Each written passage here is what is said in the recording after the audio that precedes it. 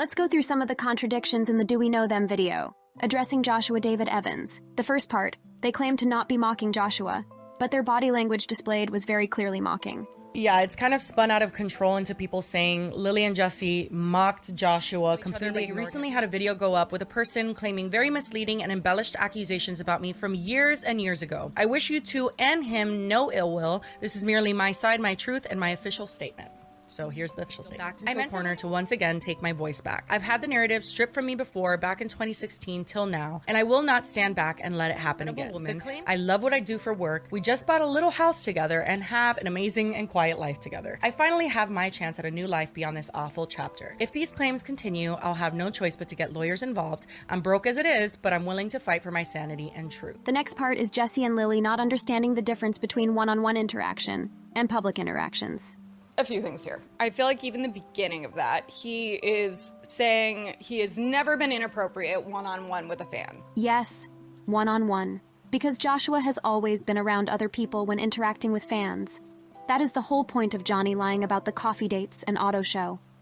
Oh wait, he kind of danced around that question because we did ask him multiple times, hey, did you hang out with Joshua? And he would be like, yeah, you know, we went on coffee dates and stuff, and kind of just threw in things like that. And we're like, okay, but he didn't. The third part is Jessi and Lily claiming that Joshua being inappropriate with fans is up to interpretation. And that, I feel like, is up to interpretation because you seem to only think sexual things are considered inappropriate when I would venture to say most of the things you did were inappropriate, including this tweet that you don't deny exists. Nobody said that only sexual things are inappropriate.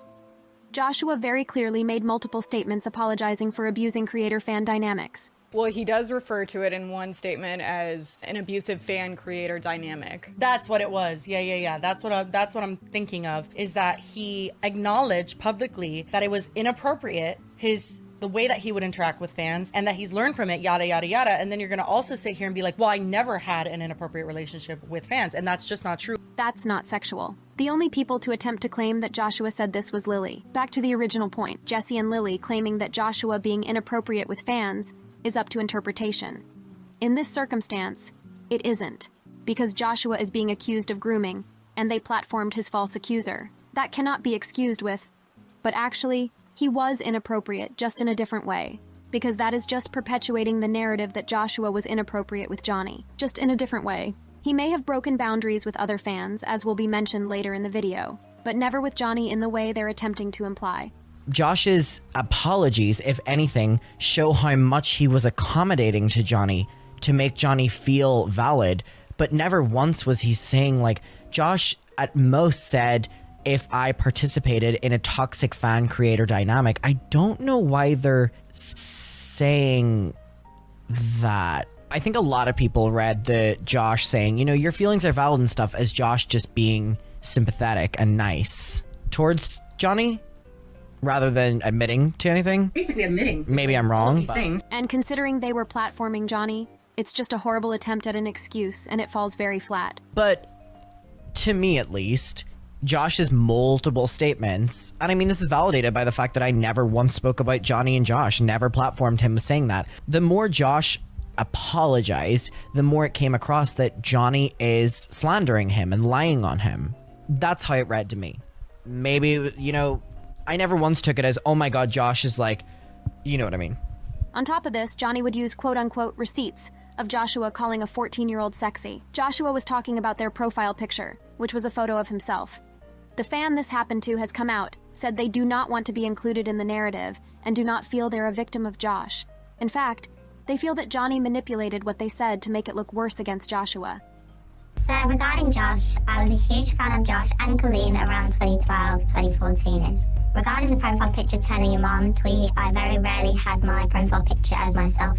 Most likely this was a photo of Josh and he was referring to himself. I think anything that Josh has said and done regarding me was done with good and comedic intentions, which looking back now does not translate well, obviously. But I do not think that Josh has been a pedophile or a predator or a groomer in relation to this situation. I also want to say that regardless of anyone else's opinion on this, I have spoken with Josh privately and he has apologised, and I accept this apology. I believe that this is all that matters in relation to my story. I do not want to keep talking about it. Josh and I have made peace, and it is so annoying to keep seeing Johnny talk about something that is none of his business. I initially, as anyone would, when I saw these tweets that Josh had tweeted me as an adult, I was really angry and my emotions were running very high. So I messaged Johnny as he had a relationship with Josh, and I remembered him from years ago when I was an active fan online. I did describe it as weird and I was upset. In hindsight, I wish I'd sat with it a bit more and didn't relay my raw thoughts and feelings to a stranger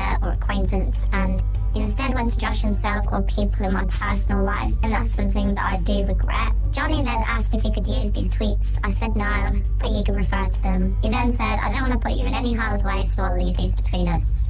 And that's a direct quote. Later, I realised I did not want him to even refer to them, but assumed because of his message, he wouldn't tweet about it anyway. Please keep in mind that Jessi and Lily continued to perpetuate this narrative even after this was disproven by Swoop and her team, which Jessi and Lily claim to have watched. Including this tweet that you don't deny exists. Next, let's talk about Jessi and Lily using evidence of other fans interacting inappropriate with Josh as the proof that maybe, just maybe, it happened to Johnny too. This is because Johnny didn't have evidence, because it didn't happen. Now, there is some tricky, kind of context here where later on after our Johnny interview, we covered something that Adam McIntyre showed, which was Joshua and Colleen befriending, it seemed, these super fan girls that were like vlogging their whole journey to go to the Miranda Sings show, and they were so excited. And then it ends up with them in their hotel room all being friendly. And I even say when we cover that we aren't even implying that something sexual or anything illegal by any means went down, but two adults had their young teenage fans alone in their hotel room. It seemed very, very normal and comfortable for them as well. Adam himself actually covered this perfectly. This is a bad attempt to grasp at straws on why Joshua is inappropriate to validate how he could have been inappropriate with Johnny. Except, he never was. Albeit, here's what Adam said. But the problem is that Josh can be guilty of something and it didn't happen to Johnny, you know what I mean? Josh can be guilty of being inappropriate with fans. That doesn't mean he was inappropriate with Johnny. And there's a responsibility when Johnny comes on your platform and speaks for an hour and a half about how Josh was inappropriate with him. Josh being inappropriate with other fans does not mean that he was inappropriate with Johnny. Unless Johnny is providing you with so much proof that you don't even want to interview Josh, there's no reason that you shouldn't have also had Josh on. The argument of, most victims don't have proof is completely valid. But what I'm saying here is it's not enough that there is video of Josh being inappropriate with another fan. If Johnny isn't providing any proof, why are you so desperate to hear his point of view rather than Josh, who doesn't have any proof? Jessi gets caught up on the semantics of one-on-one again, and it's the last time we'll address it. But number one, the issue I have with him saying I was never inappropriate one-on-one. You have vehemently apologized for being inappropriate with fans. See, back to my original point. One-on-one. Every interaction Josh had with fans had at least one other person there, even with tiny chats. The only time he didn't was with DM, which is why it crossed a boundary when he gave his number to Johnny. This is also why Josh apologizes for this, because that was his only inappropriate one-on-one interaction with any fan, let alone with Johnny. The next contradiction is something that Adam McIntyre continuously and rightfully pointed out about this video. Jessi and Lily expect proof from Joshua, but not from Johnny. It's not just hypocritical, it's dangerous. The amount of people that would lie for this kind of attention is so minimal and so rare that why would I choose to believe off the bat when I see a victim that doesn't necessarily have proof? Because that's one thing people are forgetting. Like my story, I do have proof in files, in like courts, and like law enforcement has it, but the public doesn't. The public has my word. That's it. And it has literally changed my life to have at least some people believe my experience, like my soul and what I fucking went through. That has been life-changing. So it's hard for me to sit here and be like, you have to have proof for X, Y, and Z, because a lot of people who were sexually abused were not recording it. They don't have proof of it. There's a lot of tricky situations that it's very dangerous to just veil all of this over and be like, unless you have proof, that's it. Like, it's way more nuanced than that. And I think it's actually irresponsible to go that route as well and just completely go the polar opposite and say, you're lying unless proving otherwise. Like, I just think that that's dangerous. I think this is a really great point, but I think the argument can be used of like, okay, so you're going to listen to Johnny even though he doesn't have proof, but then why aren't you going to listen to Josh because you say he didn't have proof? But you listen to, both of them are victims of each other if we're going to call a spade, right? So if you're going to listen to Johnny and say that he doesn't have proof, and that is a very valid point. Like, there are so many people out there that do not have proof of their things, and they're telling the truth. But that logic extends to Josh, and you're saying that Josh never provided you with any proof, so you didn't listen to him. But Johnny didn't provide you with any proof as well. So I 100% agree with the point Jessi's making here, and I think it's a great point. I think it's an important point, but it doesn't apply when you didn't enforce it. Everything that Joshua said made us think that he was accepting accountability for the things that Johnny was accusing him of. So we have this series of events where I'm like, you're basically admitting to doing all of these things, and then you just want to be like, hear my side. But also Johnny was... Oh, this is so messy. If you can present proof that this person is maliciously lying about you, then absolutely, we will hear your side and we will correct anything. But that wasn't being provided, and so we had this moral dilemma of correcting the record, but also feeling like we didn't want to allow someone who was accused and admitted to certain things to silence what we believe to have been a victim. Okay, but to follow on with the point Jessi said earlier about like how many people that have been abused who don't get believed because they don't have proof. So would you not believe Josh if he didn't have proof countering things that Johnny didn't have proof for? Then that goes against the point of, you know, people don't get believed if they don't have proof. So it's not a good point to bring up because it doesn't apply to this specific thing. He provided that statement and told us the different context, but he didn't provide us even any proof that confirmed that. And even so, we did remove that section from the video in good faith. But instead of presenting any evidence that Johnny was not being truthful about everything he was saying, he just kind of was like, hear my side. And because of how he phrased his tweets, we were under the impression that there was nothing else he was trying to share, and we were just going to acknowledge that statement and then move forward. But in fairness, that's what they did with Johnny. In fairness, Johnny didn't provide any proof and they listened to Johnny, so they can't really play that card.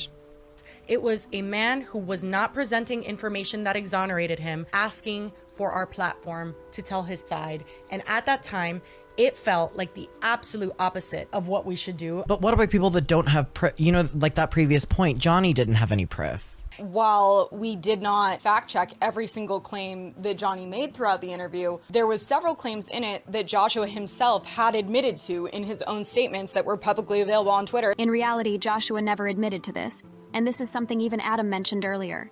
Josh's apologies, if anything, show how much he was accommodating to Johnny to make Johnny feel valid, but never once was he saying, like, Josh at most said, if I participated in a toxic fan-creator dynamic. I don't know why they're saying that. Completely. And also, one of the things that a lot of people have expressed that they're upset with us about is that in our response video, we also read a tweet from Joshua basically calling us out, saying any other news outlet that had covered the story at least reached out to him for comment, but that we didn't. He was upset that we didn't get his side of the story. I believe the exact words I used was, I don't want to hear your side. And a lot of people are very upset, specifically at me, for being so standoffish. People just thought overall that we were being dismissive. And we were, to a certain extent, but not in the sense that he was presenting us information that was relevant and pressing and would have exonerated him, and we were just like ignoring that. That was not in the way that we were writing him off. We were writing him off because he was someone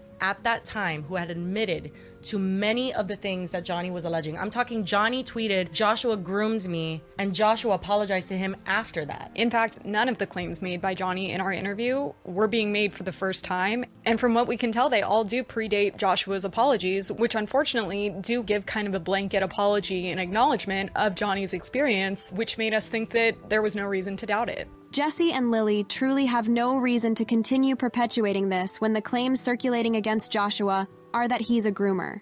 It's just making excuses as to how you weren't wrong because there's other stuff. But the quote-unquote other stuff isn't relevant to the claims being made. We're not saying that he is a criminal or he, again, did anything like sinister with these kids. It just, there is proof that he did do some of these things and did hang out one-on-one with some fans and did video chat one-on-one with some fans. So that did happen. And because that happened, we believed Johnny, who unfortunately just pretended to be more of a victim than he was. This could have all been cleared up by asking for evidence. Jessi and Lily try to claim that they're absolved from this because they weren't given the information, but they never once went out of their way to find the truth. Yeah, because I mean, even in our interview, he doesn't explicitly call Joshua a groomer. He does use the term at one point, but he says that Joshua is a gateway groomer. I keep calling him the gateway groomer because I wouldn't have gotten caught in Colleen's web as much if he didn't really just wind me up in it. So I know, but if he's repeating for like an hour and a half about like how awful Josh is, that's almost worse than him just sitting down and saying like he's a groomer. You're like detailing how he's an awful person. It's worse. As mentioned by Adam McIntyre, Johnny calling Joshua a gateway groomer is worse because it's leaving vague details as to how Joshua is inappropriate and is manipulating and abusing his fans. This never happened, however, which is why it's even worse to platform this.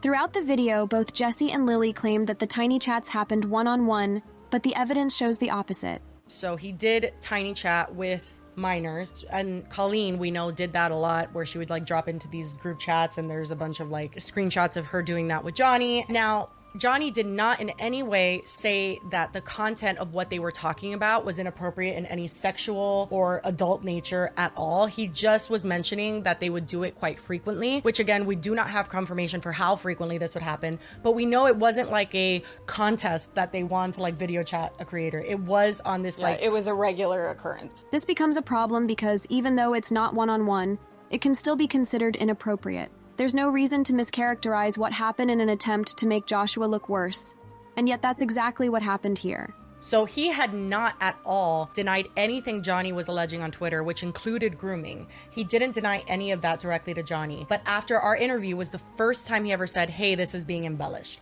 And we found that to be like, hey, now the person that you admitted to hurting is on a bigger platform and you don't want this to spin out of control. This will be the last time I address this since we've covered it multiple times here.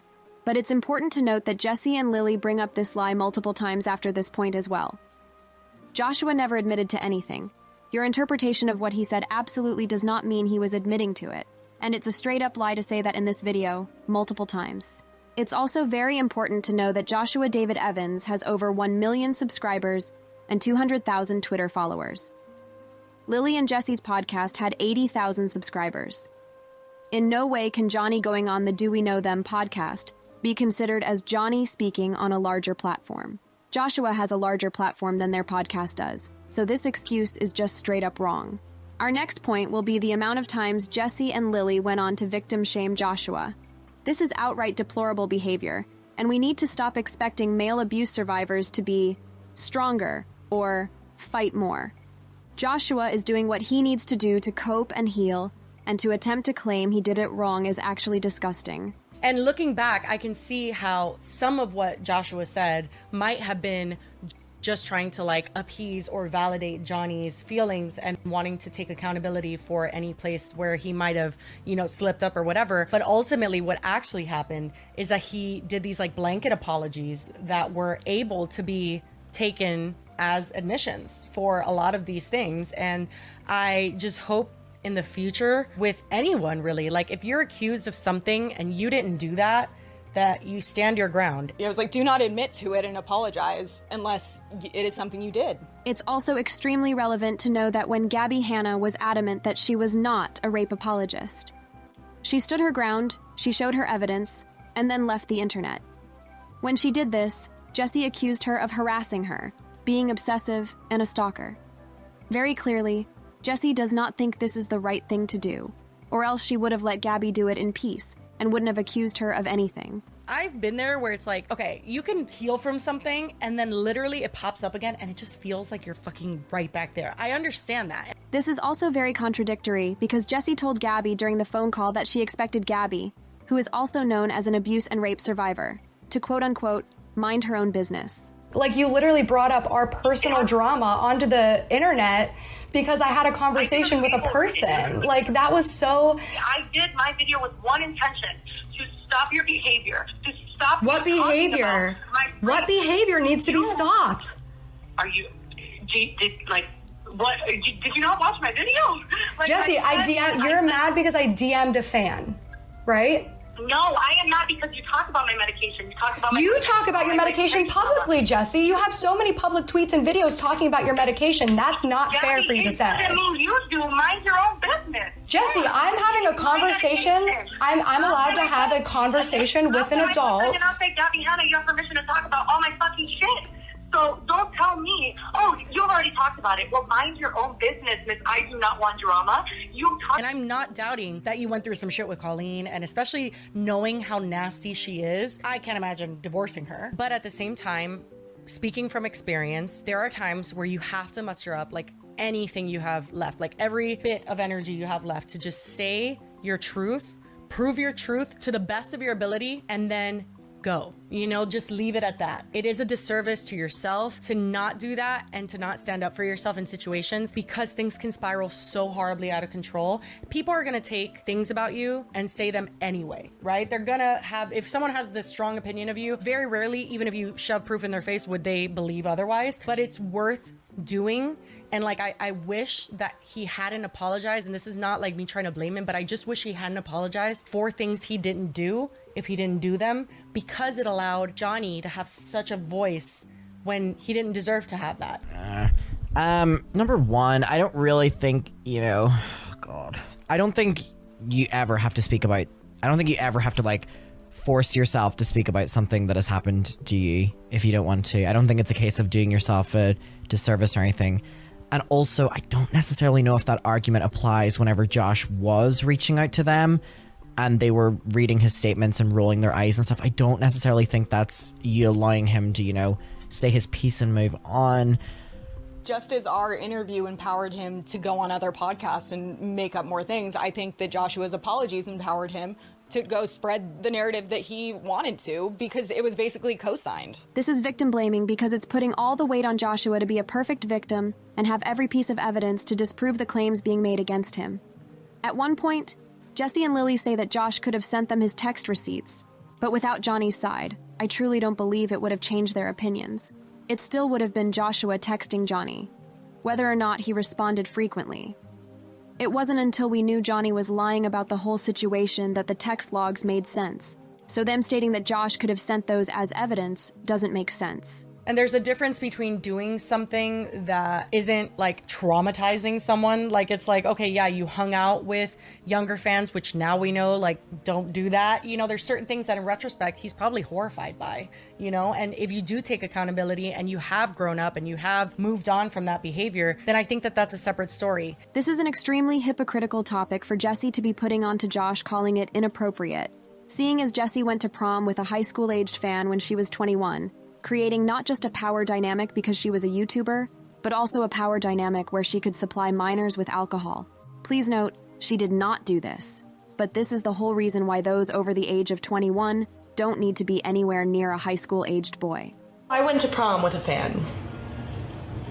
Well, you started it then. Honestly, I did start. Well, okay, I jokingly tweeted about it, and I was like, I would like to go to prom with a fan. I kind of liked the way that he had asked me, and I told him, yeah, I'm totally gonna go to prom with you. And it was kind of awkward. I needed to go by his school and give him my ID, and they needed to oh my god, scan it. He's a very nice kid. If you're watching this, honestly, super nice kid. Which is the oldest you can be before going to prom. Before you're just in the pet. That's your last straw. Yeah. Then the police come if you arrive. So I was like, okay, this is my last shot. Gotta do this. Insert a picture but cover his face, even though the picture's still up on my Instagram. Very shy person. Aww. He did not talk at all. And then I had the conundrum of are we gonna grind or no? Oh yeah. You know what I mean? I want to make this prom was part good. of your mind we might have sex tonight? Not sex. It was just fun times. The whole night I was kind of are we gonna grind? No. We're gonna make out? Maybe. I kept telling him, let's dance, and he's just Finally, we got up and we danced. He did the whole thing where it's kind of his knee was on my vagina kind of thing, you know what I'm talking about? Oh my god. He just pulled away. And then he didn't invite me to the after party, which honestly is super offended if you're watching this. We didn't ever talk again. Honestly, super awkward, and we never even made out. But I think my overall sentiment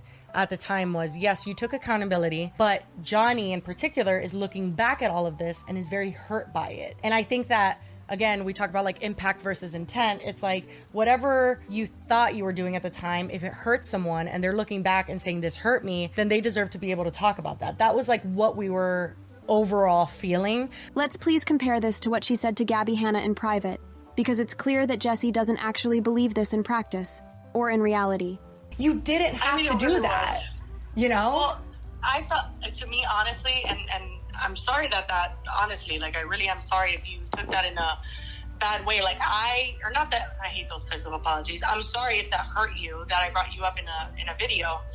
And honestly, in my eyes, you know, like you said, people have not stopped. So I have also been on the receiving end of 1,000,005 questions and everything. And when I was like, oh, I'm going to do a Q&A, forget it. It was like I have all the questions where I was like, Jesus, if I don't address something. So I wanted to do something very mild and especially tell people, like, that's it. Like, there's nothing to talk about anymore. But do you feel it was mild, or because, like, for me, because this is how I feel. Like, to me, it hurt because it was like, you know what? Like, I don't regret it, and I'm just telling people how they can treat me, and it was like it felt so pompous, and like it's almost like you felt happy, and like seeing like the tweets from Jen and Alex, and like the picture of me standing over a grave, and like it's just. What? Or the picture of you three standing over a grave, and just all of the like celebration of my destruction. I think personally where I feel like we can try our best, even though, like I said, it is against everything in me to be like, let's hear this guy out who's accused of something. That goes against my entire soul and body. Like, I have to be honest with that. I kind of find this weird for Jessi to say, because in 2021, she would go on to put Curtis Lapora's statement against Gabby Hanna in her video. Someone who got a little carried away, she reached out to Curtis to ask him what the blackmail was. I know Gabby's not being honest with me. I know Curtis is not honest. Something in my gut just wanted to know, I guess. And I'm gonna put the messages up on the screen right now. Curtis says that Gabby reached out to him and told him that she was sorry for what I put him through. He asked her to defend him publicly, which she also admits. And she said no. I don't know who to believe, but I know both of them are fucked up.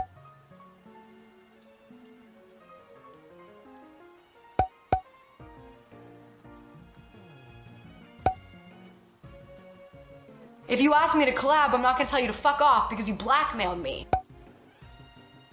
Curtis Lepore is a liar. Curtis Lepore is a fucking liar. I know Curtis is not honest. Obviously, she doesn't mind reaching out to the other side, as long as she herself is not involved. This is extremely problematic and really makes me wonder why she's willing to platform her own rapist, and not Joshua D. Evans.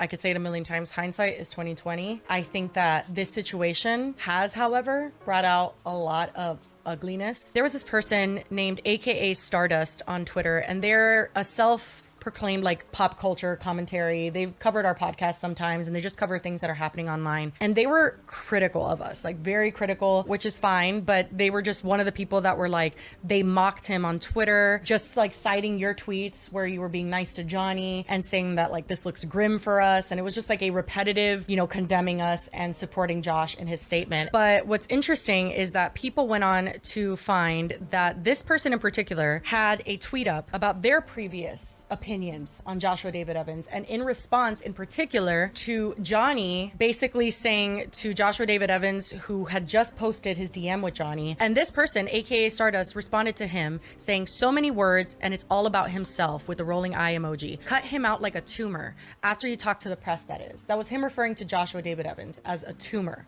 that needed to be cut out. And then when all of this new information was revealed, it empowered people who felt the same way we felt to be like, how did you not fucking know? And so when this person was called out, they went on to say, someone has been digging through my old tweets trying to create some kind of gotcha moment. I want to be transparent. Since the revelations in Swoop stock, I've gone back and deleted most, if not all of my tweets endorsing Johnny. I disavow everything about him now that the truth has come to light. If you come across any old tweets of mine supporting Johnny that I've missed, please know that they no longer reflect my current views. And I couldn't help but feel like, huh? Like, yes. The second they found out the truth, they made a statement naming and apologizing to Josh, something that both Jessi and Lily wouldn't do until this podcast episode was released. Jessi and Lily also neglected to show the full message that AKA Stardust made, which I will read to you. Johnny did come off as very credible, I'll give them that. And I too laughed in Josh's face, so to speak. But I also wasn't hosting a podcast about his alleged misdeeds. I think they've learned their lesson. And I think, and this is just a guess, they didn't include an apology because maybe they didn't want to half-ass it in writing and are waiting for the pod to present the apology in a more meaningful way. But they should have said something. Unless they were going for, will they or won't they address Josh? Stay tuned, which might very well be the case. Get people speculating in the comments, which drives up engagement. And if so, that's kind of gross.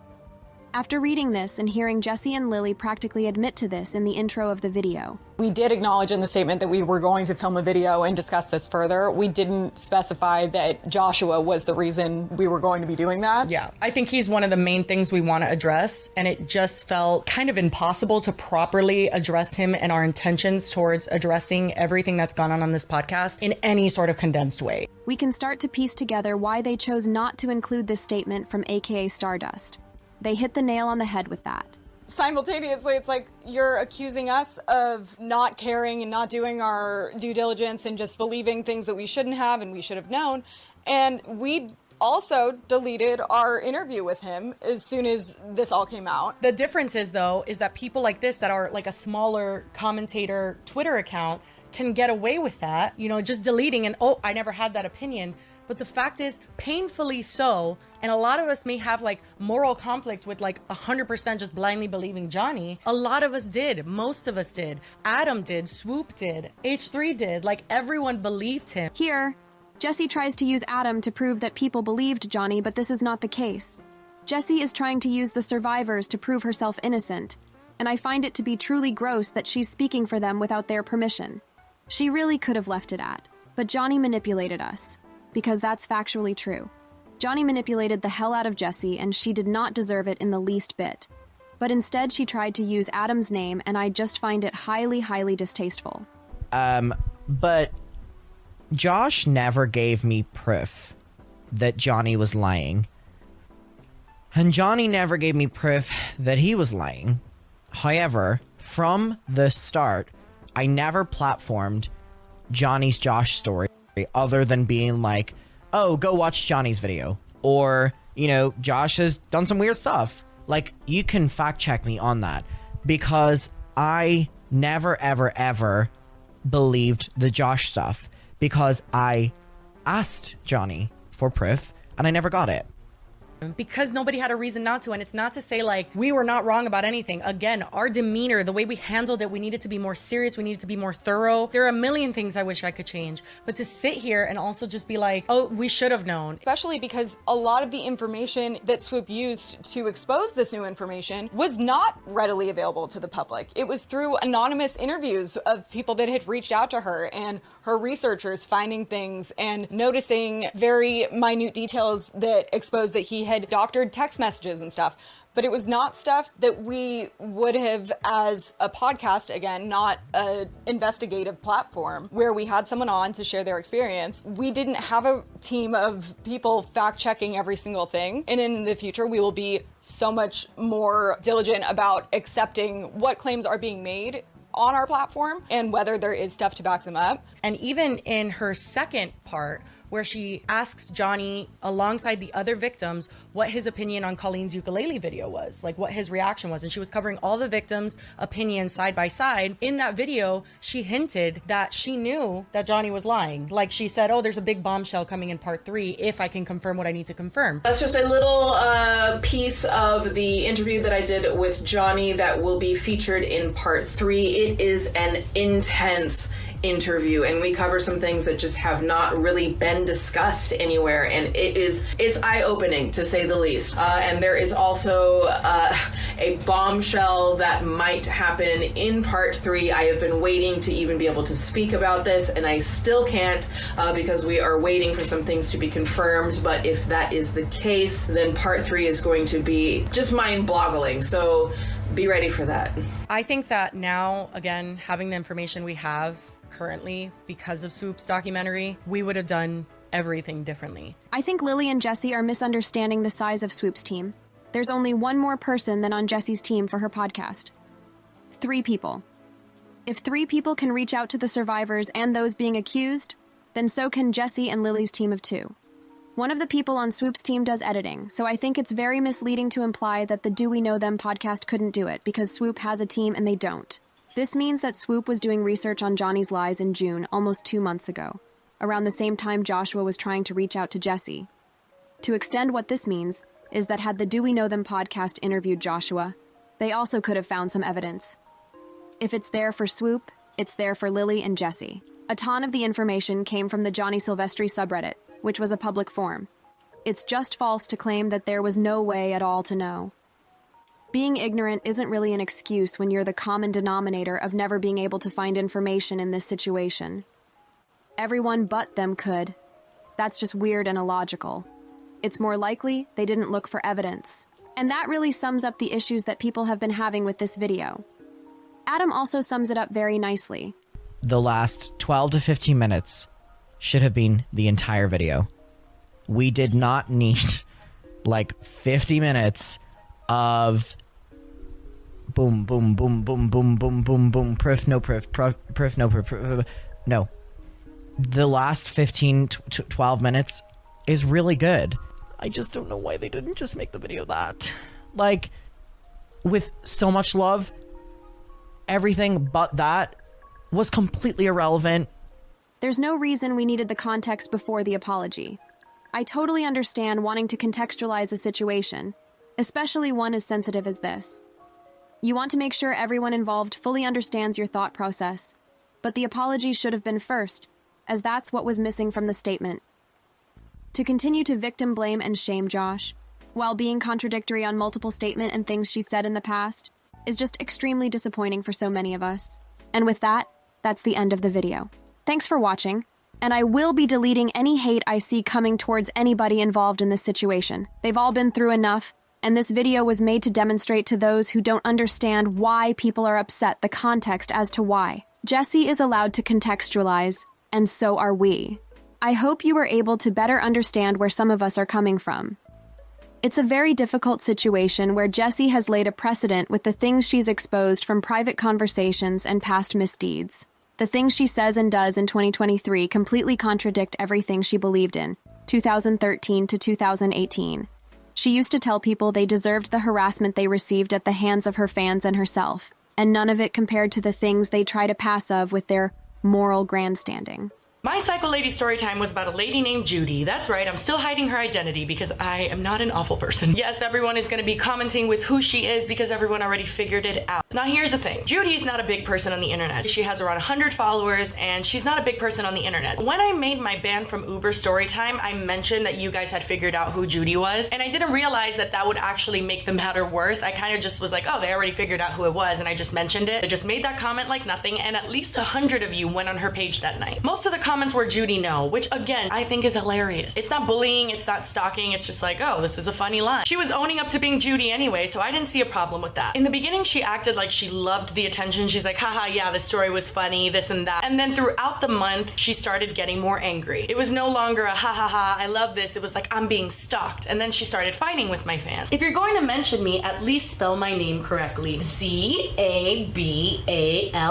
Thank you. Now when I spell it in the fucking title for hundreds of thousands of people to see, I'll make sure I get it just right. You guys figured out who it was. Of course you went on his Instagram. You tweeted him. Basically, you guys just did the exact opposite of what I asked you to do. But I can't even get mad because like I know you guys aren't trying to be mean or annoying. You just like the drama. You guys figured out who this was, so I am sure that you're gonna figure it out again. And I don't really care because this person is just mean for no reason.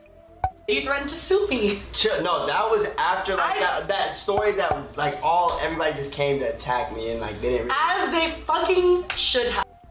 Moving on, I'm gonna be talking about Lele Pons and my experiences with her because she is just a weird cookie. Like seriously, she's just very weird. If you ever met her one-on-one, you would realize how absolutely bizarre she is. She always just talks like so strange. I don't know. Lele has become a master at hiding her tics, so people that didn't know she has tics would not notice them because she incorporates them in her movements. Like if you ask me a question, so how did you like the song? And I'd be like, oh, amazing. Like, you know, like all those tics just came into one. If you ever met her one-on-one, you would realize how absolutely bizarre she is. She always just talks like so strange. I don't know. So many of us see through it and find it extremely difficult to see others get tricked by it, seeing as she's never once apologized or taken accountability for a single one of these things publicly. It wasn't until she was in Swoop's video that she started to apologize for things.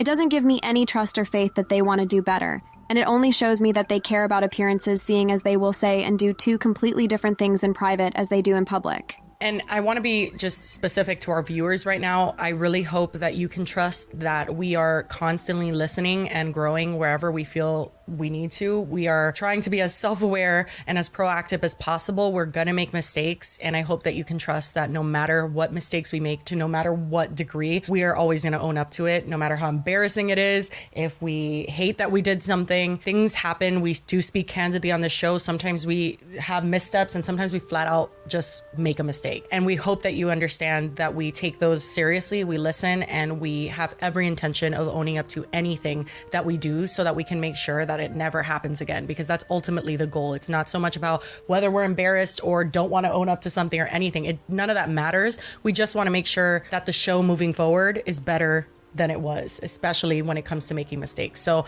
I hope that you can trust that we take this seriously, that we will implement changes in the future, and that this is a space where you are free to let us know where and how we went wrong, and we will always take it into consideration. I can't believe the things they're saying here, because their actions speak louder than their words.